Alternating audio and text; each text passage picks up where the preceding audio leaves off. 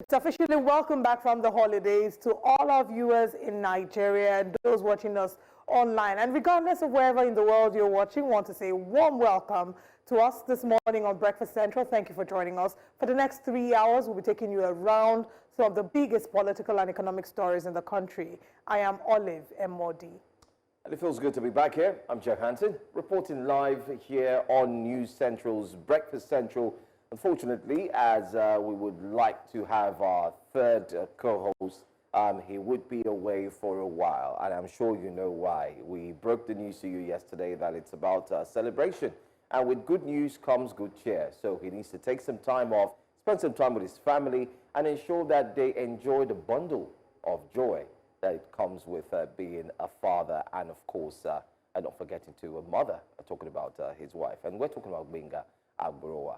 But that doesn't stop us, because we're here to ensure that we bring the latest stories to you on time and real time. And if I could move a motion for parents, for fathers in particular, if I were a member of the House, I think one of the motions we should move for is to make mandatorily that fathers get to spend at least 1 month on paternity leave with their children. I'm going to clap to that. Yes, I'm going to clap to that. I agree with you. I agree.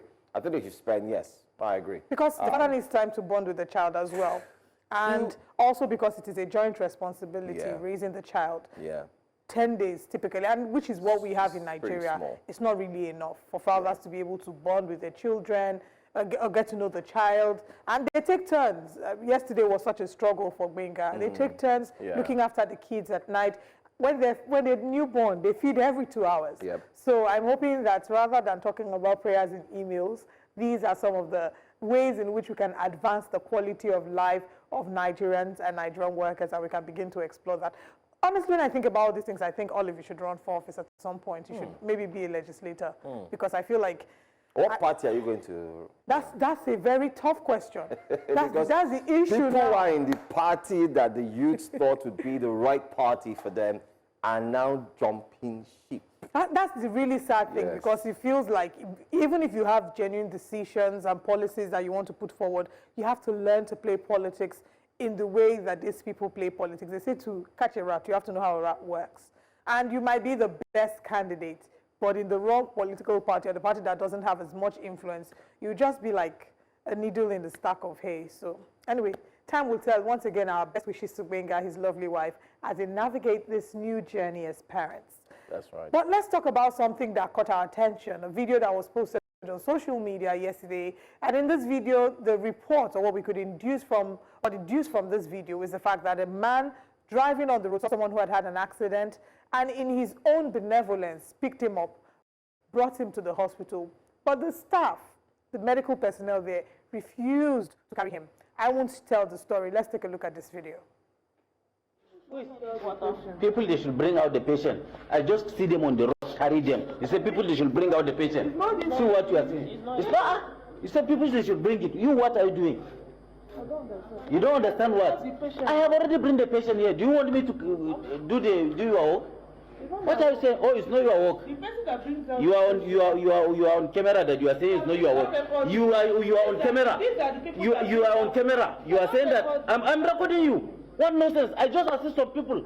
People are nearly dying. I just assist them. You say, can't you call them? See how this guy, see his situation. See his situation. It's something that you are recording, so you are record. I just see some people on the road. I just assist them. You are saying that what? Your car is wrong. Must you open the car? It's open. Okay, it's open now. Where is what's his name? Elijah. Let him die inside the car. No, my sister, I've already did my best for me to see some people there and bring them to hospital. She's saying she's not my distance, it's not her duty, it's not. If it is your relative, can you leave him the way is it? If it is your relative, the person, there's no envelope. Okay, there's no envelope. Minister of FCT, Minister of CT will see this video. You said there's no envelope. You see this video viral. You said there's no envelope in the hospital. No problem. No. I just see those people. They had an accident. I just carry them to hospital. You said there's no envelope. This is what you said, but no problem. Leave him. Let him die there. I'm on the video because there's no way. No, you put all of us in the video. That Yes. doesn't make any sense. See the patient. See his situation. Which kind of country? See him. This guy is nearly dying. People should bring him out now. People should bring him out. What is your work? Let me. Federal Medical Center. No sense.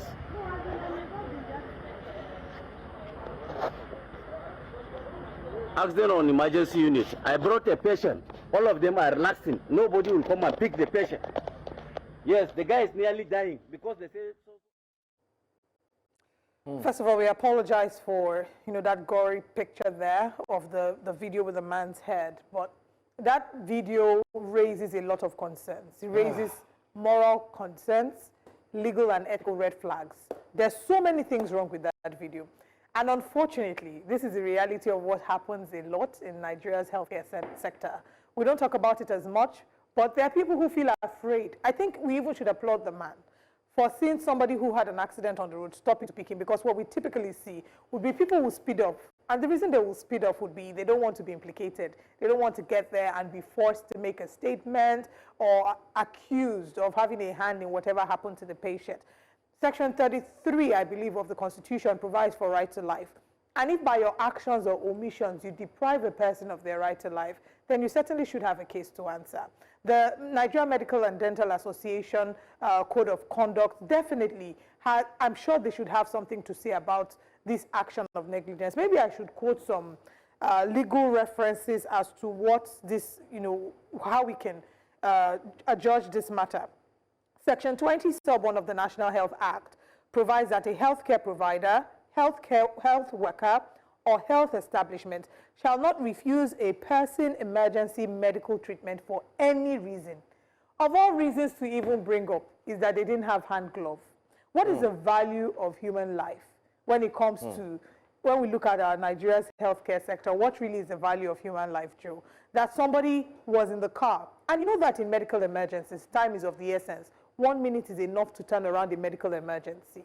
From that video, you could hear the man saying, it's been over 15 minutes, he's in the car, you're refusing to attend to him, you're refusing to pick him up because of hand glove, and they're asking the man that brought him to bring out this to bring out this patient. And he was asking them, if that was your family member, would you leave him there? Don't you have staff? Don't you have personnel that you're asking me that did my own best as a good Nigerian to bring him to the hospital? You're asking me to go and carry him out of the car like it's my responsibility. And the man then dropped not just that patient, but the other patients he carried and said, if you like, don't treat them. I'm not feeling anything. I'm not answering anything. This is the Federal Medical Center, Federal Medical Hospital. It's a government-owned facility. If you don't attend to him, then that's your business. Olive, when I saw this video, I've been in shock. And it's not, people would say, not today, in our normal way of pushing things aside. But I dare to say that word "not today" should be removed from our everyday thought or conversation. Imagine that was your father. Imagine that was your brother. Look at him lying there looking Imagine almost that lifeless. was your husband. And you know the saddest thing about this is medical practitioners will agree with you that 15 minutes is well enough to save that person's life. Absolutely. Because in 15 minutes, a lot can be done. I worry because our institutions are slowly failing. They are failing already, but now it's starting to impact on every single institution. We already know that from the medical aspect, we have a big problem. Nigeria has a major challenge when it comes to our medical structure. It has always been a conversation from time immemorial. This issue of if an accident occurs and then you bring the victim to the hospital tells you no, go and bring police report. You go to the police, you try to get the police report, police say no, what happened, and so on. I was involved in a situation where we eventually lost our friend. I remember. And I remember I called and I said I couldn't come on the show in the morning because we were running around at night, Sunday night, and I eventually got home Monday morning at 6 a.m. Why? Same thing, accident. We're running up and down. The police, at some point, the police even said, oh, are you sure one of you are not the ones that killed her? You see? And we were livid. Like, what kind of talk is that? And he said, that it's like you people are the suspect. We were explaining to you what happened, how we rushed to the scene and picked the, so our entire I think as a country, we applaud the government for wanting to create, new roads, new things, and so on. And coincidentally, when I was talking to someone on Sunday, the person said, the Lagos Calabar Express is good. Just like our analysts have said, what happened to the ones that have been, already constructed and are in bad states, are poor, they are not good they are not motorable. The same thing comes to our institution, our hospitals. Can we focus and ensure that the hospitals this is a federal government-owned hospital? Absolutely. Now, in reference to the case you just mentioned about going to the hospital with emergencies and they're asking for police report if it's a gunshot wound or the likes, Section 1 of the Compulsory Treatment and Care of Victims of Gunshot Act of 2017 provides that every hospital in Nigeria, whether public or private, shall accept or receive for immediate and adequate treatment with or without police clearance any person with a gunshot wound. The Act further provides that payments shall not be a precondition for treatment. Olive, do these laws... So what are the National Assembly members? I think they need to now... So this is another problem. The laws, I don't think we are failing for a lack of laws or lack of guidelines. I think even the medical practitioners, they have the guidelines that ensure this. They swore the Hippocratic Oath, right, to prioritize and make sure that their focus is on saving lives. So I don't think that there's an absence in laws or an absence in ethics. The problem is, one, the enforcement of laws. I don't think that we have enough when it comes to, we've done enough when it comes to enforcement of punitive measures against erring institutions and erring medical practitioners. Because if you recognize that you are the difference between a person living and dying, and you treat it with such nonchalance and lackadaisical attitude, they should be made to face the wrath of the law. Not just the institutions, not just the individuals, the institutions they work for. We need to make examples of people in a country where the current, I'm not quite sure, I was trying to check that online, the current patient to medical doctor ratio is dwindling by the minute because people are exiting the country. But you know what's funny? These same practitioners will go to the United Kingdom, will go to the United States, and in their accident and emergency, they will behave very differently. Oh, what can we do? What can we do? So I think, again, is it the system? It is also a culture thing. Maybe it is a Nigeria thing. Because if you are my senior in the hospital, a senior doctor, and I saw the way you treated issues like this, you are learning. I'm bound to follow you. Exactly. The one behind me is also bound. So it's the same way people, for example, will eat something and throw it on the road here, but when they go abroad, they will not try it. It's the same way people would do one way here, but they can't try it because they know they're getting tickets immediately abroad. So we do not have systems and structures that ensure that impunity is punished and good behavior is rewarded. We need to revisit that. We need to completely revisit that. But this, I'm hoping, we hear that investigation has been launched into this matter. It should not end at investigation. No, it shouldn't. The FCT Minister is known for development. He has spoken well about what he's done in the FCT. If you're listening, FCT Minister, we think this is where your strength and power is mostly needed. I feel pained. I feel sad. I feel like screaming. I feel sad because I don't even know what the end result of that is. I don't know if that man is going to survive. And besides, take note, I don't know, it might be wrong, medical practitioners as well. I mean, he's injured, they had to bring a wheelchair to put him and all that. What happened to our beds? What happened to our mobile? There's a lot going on. My own is the ridiculousness of you don't have hand glove, so you cannot carry him. First of all, why don't you have a hand glove? Though. I've been to Luth before, and then they tell you, oh, there's no hand glove. Oh. And I'm like, okay. See, you're just one sickness away from what are they going to do? They said, you know what they told her? If you can go and buy you, and it's not far away, you walk down there. You walk down, they sell it, go and buy and bring it. Then they will use it. I'm like, goodness gracious. Are we going to... And we say we are giant of what? Africa. Giant of what? So we need to do better with our healthcare. And this is not to paint everybody in the healthcare system with a bad brush. There are doctors and nurses who are putting in the work every day, regardless of the fact that the system hasn't been very favorable to them financially, who have stayed back, even when others have opted for juicier options or what seems like juicier options abroad. So for those doctors and nurses, we say thank you. Thank you for ensuring that you're here working hard, saving lives, saving our lives, regardless of how uncomfortable it is. But we hope that you'll be able to speak out when you see medical practitioners or healthcare practitioners like the one in that video who is lacking of empathy If you don't, there are certain career paths that nobody forced you to. If you don't have a heart for people, you should not be in the medical profession. I need to You should not.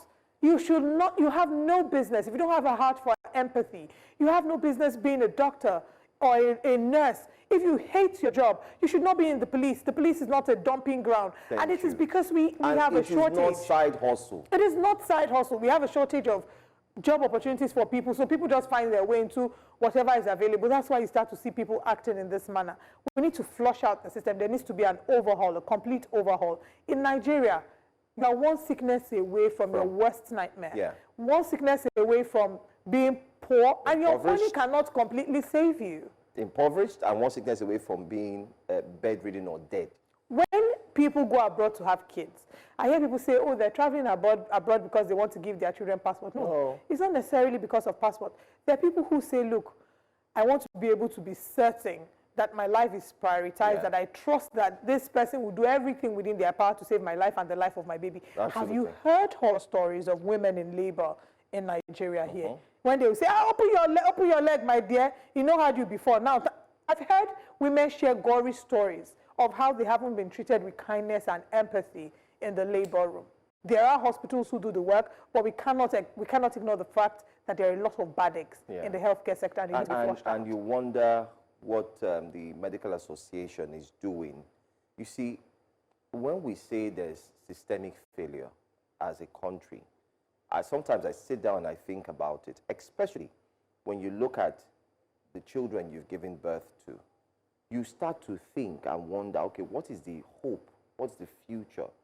And at some point in time, about some months ago, I was no longer, anybody that says I want to jackpot, I would never stand in there. I'll be like, oh, go ahead if you must. Because there's a lot of thought process that is put in place.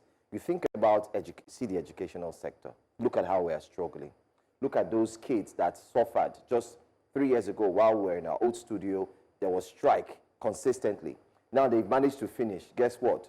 No job. So now you come out. Now, if you put, the problems are so many. Institutional collapse is starting to look like it's the norm. Everybody says that is normal. So that's why a nurse would not be afraid to say, no, you bring him out, or I'm not touching him. Where's the empathy, which is what you also signed up for? It's part of your medical practitioner that, listen, you need to have empathy, you need to care for the person. There's none. We don't see it. And guess what? It's going to get worse. And you know what is even shocking? She knew she was being filmed. She knew that she was being filmed, and if she could display that level of nonchalance in front of a camera, knowing that a camera was filming her, imagine what happens behind the scenes. It's painful. I mean, we must also salute, let me use that word, salute, the courage of the man who took her to the hospital, yes. Yeah, the Good Samaritan who decided to use his car, take the person in, and run to the hospital. You are a true definition of what being a human, first of all, and then being a Nigerian truly is. Like we've heard from the past and also from our grandparents, Nigeria was built under a lot of good qualities. One of it is what you've displayed, which is love, going further, the extra mile. And these are the things we want to see. And for me, someone has said, listen, I saw them on the road, I picked them up. And this man who did this kind act, it doesn't look like someone who would not be willing to even say, okay, I have money. Let me drop a little money. Please go ahead and save the life. And that's what it is. Anyway, this is our first really sad conversation. Story. Yeah, and the truth is, it affects everybody. It's not just, even the medical professionals themselves. I was reading up of a story that happened in 2014 where some doctors were traveling. I think it was from yes, they were traveling from Ekiti State to Sokoto, and the 4 of them, they had a ghastly accident and they died. But later they reported that 2 did not die on the spot. If they had gotten proper emergency health care, it would have been a lot better. Here on the show, we take the front pages, and on the front pages, we're talking about the number of ghastly road accidents we're having per month, per year, doing a year-on-year comparison. Those numbers and the fatalities that emerge from them will be reduced if we can guarantee not just the quality, but not just the quality of healthcare, but the fact that there's empathy on the part of the healthcare professionals, and that they're not going to put their own personal bias, lackadaisical attitude, and their nonchalance towards attending to these patients or these victims? I think we have something else to do, and we need to talk about it on the show, actually. Yes, and I also want to use this medium. Maybe, I mean, we highlighted one last week, and I think it's key. We also highlight this now. We need to have a town hall on Nigeria's medical system, a complete one where professionals. Let's find out what the problem is. I was talking to a doctor. I was in the hospital. That was like a few months ago. And I sat down with the doctor. And guess what, Oli? I would never forget this. He had his hand to his head. And I said, hey, doctor, with me, they come see. He's not well. Paging in my mind, I was saying it.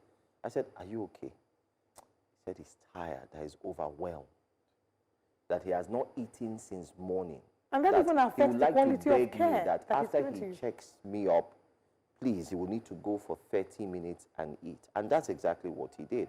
After he checked me up, told me, okay, fine, go this, they should carry out a blood test and so on, he was gone for about 30, 40 minutes. I patiently waited for him, even though I was in pains. But I waited, and when he came back, people were shouting, where are you? And I looked at them, I said, you don't know what this guy is going through. He opened up to me, but I didn't tell them that. And when he told me, he said he's tired. He said, we are short-staffed.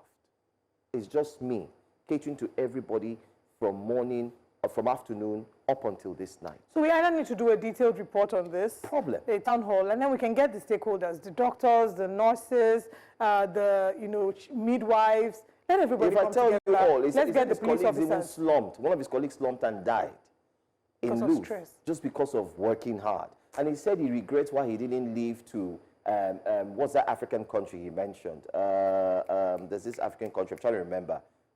Two names, it comes in two names. I'll remember in between the show. He said he regrets why he didn't go, that some of his guys went and they're earning 2 million. And his salary is not even up to 400,000 now, 300,000, and he's here. And I shook for a second, and I said to myself, oh my God. This is a sad story. Please, let's move on to more pleasant stories. A video has emerged on social media of Nigeria's former First Lady, Patience Jonathan. And, we remember her for how very empathetic she was during the kidnap of the Chibok girls. She was such a sweetheart, really. Nigerians loved her. But now she's just bagged her PhD. She gave them a lot of sound bites. A lot of sound bites. She's bagged her PhD, and I think it's safe to call her Dr. Patience Jonathan. Oh, but let's look at her. The real doctor. Yes. She went to the school. Not the one that they paid for the doctor. Everybody's doctor. Let's take a look at this video. My lecturer will get me angry and tell me, go and repeat this page. Say, this man don't know that I'm old. Very soon I will leave this scene and go and rest. But what am I going to do with it? It's just to keep the brain moving. Just to keep the brain moving.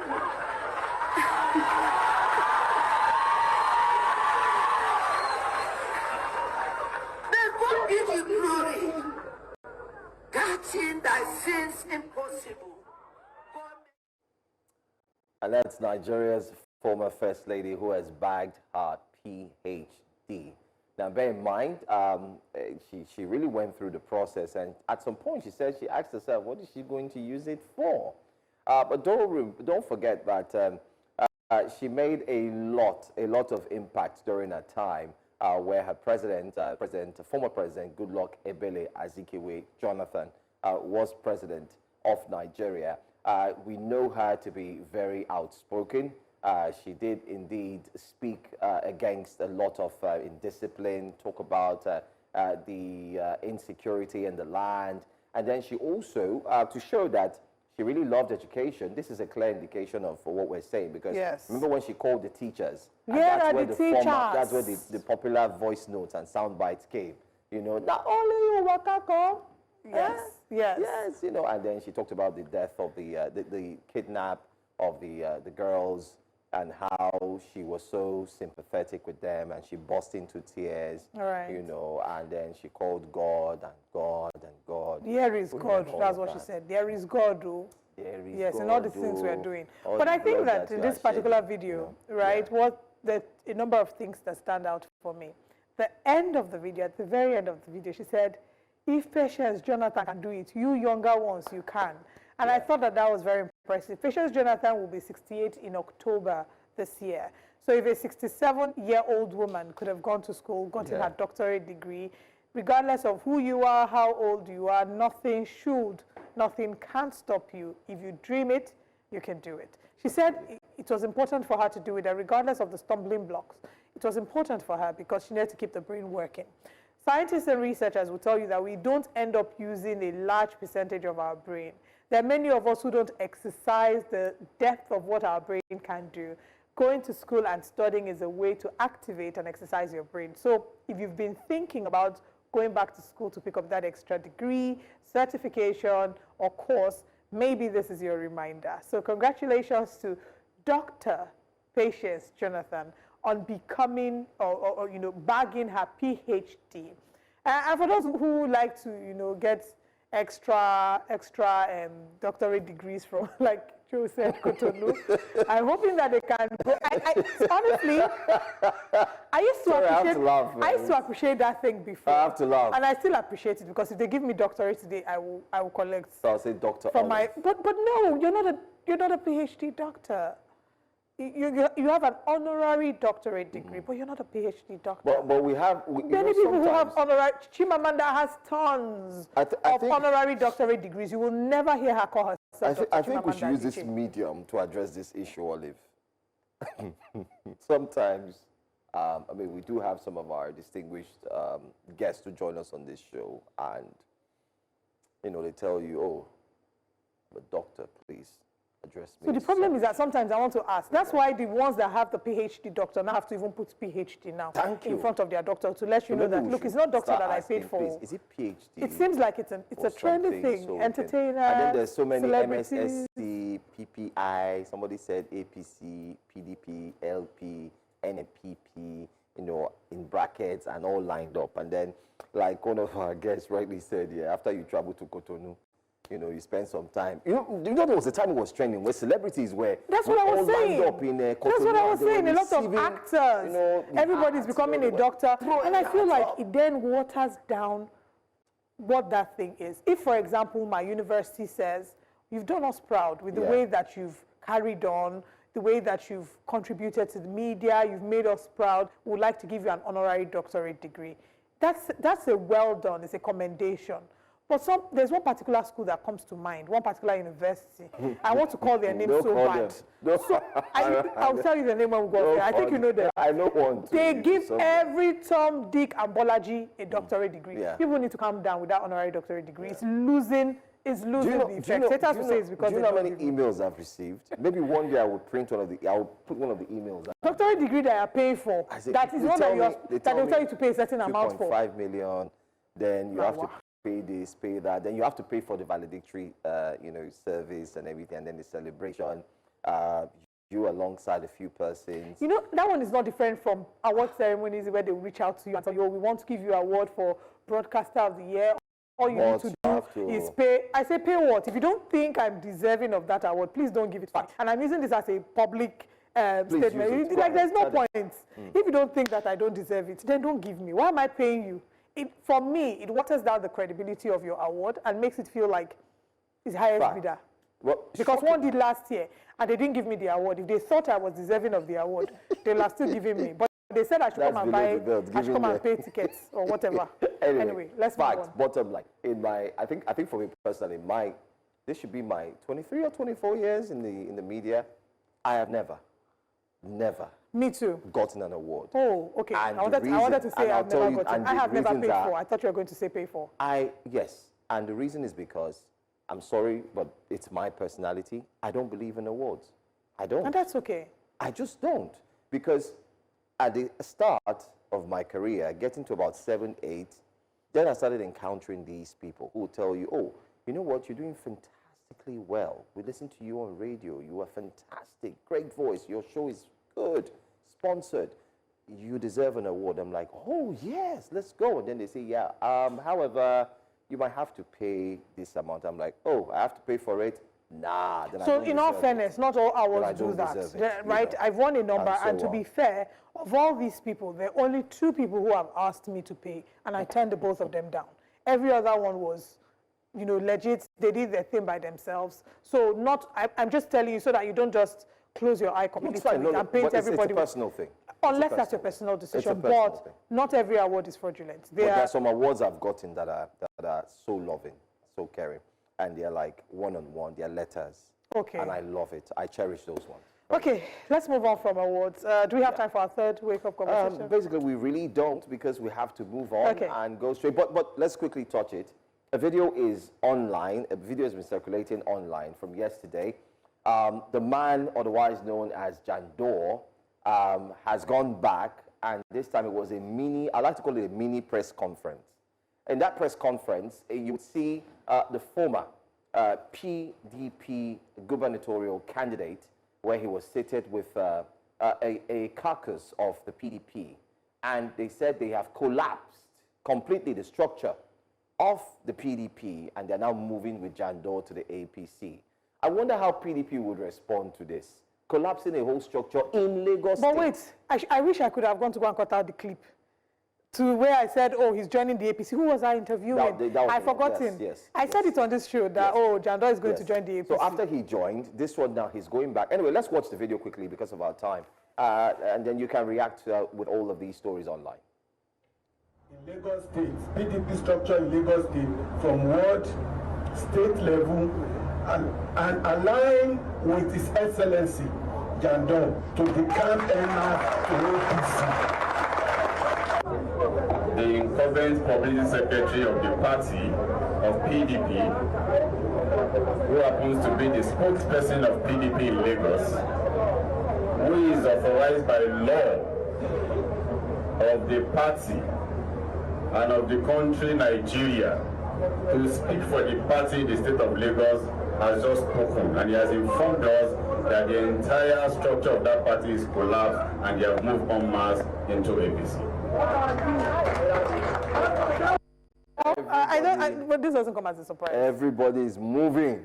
In short, Senator Imatswe is also... From Labour Party. Yes, he has announced that his own is... In short, he did a promo, I'm moving, on June 12th. It reminds me of a song that we used to sing in secondary school. Move, I am moving, moving. The battle, they are moving now to APC. So, congratulations to all the...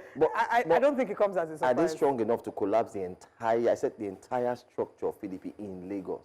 Let's ask the PDP members in Lagos, so let us know if they think that Jandor and his team are influential enough to collapse the structure in Lagos State. That's strong. But that's all that we have to start up the show. We have more conversations this time with our guests joining us on the show to discuss a number of the stories that have happened in the past 24 hours. Let's now share with you what these top stories are.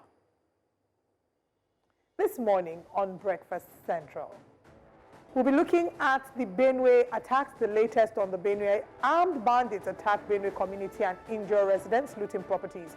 And 34 embassies face the possibility of closure over unpaid ground rent in Abuja. Serap has asked that the FCT Minister stops that.